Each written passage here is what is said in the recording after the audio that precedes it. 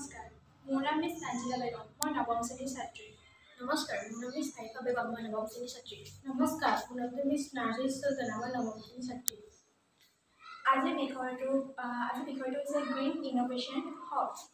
বহনক্ষম বিকশিত ভাৰতৰ বাবে পেলনীয়া সামগ্ৰীৰ পৰা সম্পদলৈ ৰূপান্তৰ।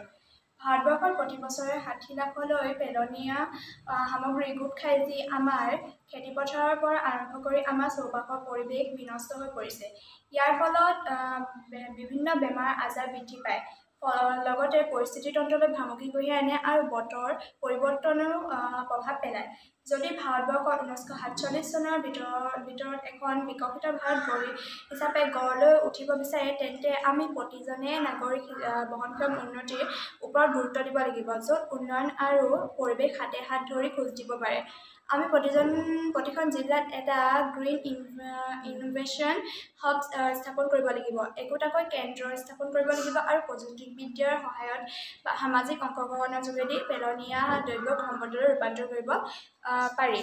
ঘৰ, বজাৰ, উদ্যোগ আদি পেলনীয়া সামগ্ৰীসমূহৰ পৰা বায়'গেছ অথবা বিদ্যুৎ প্ৰস্তুত কৰিব। কম্পষ্টিং মেচিনৰ সহায়ত খাদ্য আৰু বৃক্ষৰ পেলনীয়া দ্ৰব্য খেতিৰ বাবে জৈৱিক সাৰ প্ৰস্তুত কৰিব পাৰি। খেতিপথাৰত জৈৱিক সাৰৰ কম প্ৰয়োগৰ জৰিয়তে খেতি মাটিৰ স্বাস্থ্য উন্নতি কৰিব পাৰি।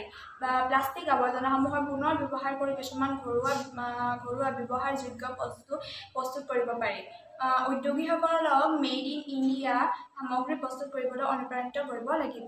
এইদৰে নতুন কৌশল প্ৰয়োগ কৰি ভাৰতবৰ্ষ এখন আৱৰ্জনামুক্ত বিকশিত ভাৰত হিচাপে গঢ় দিব পাৰি।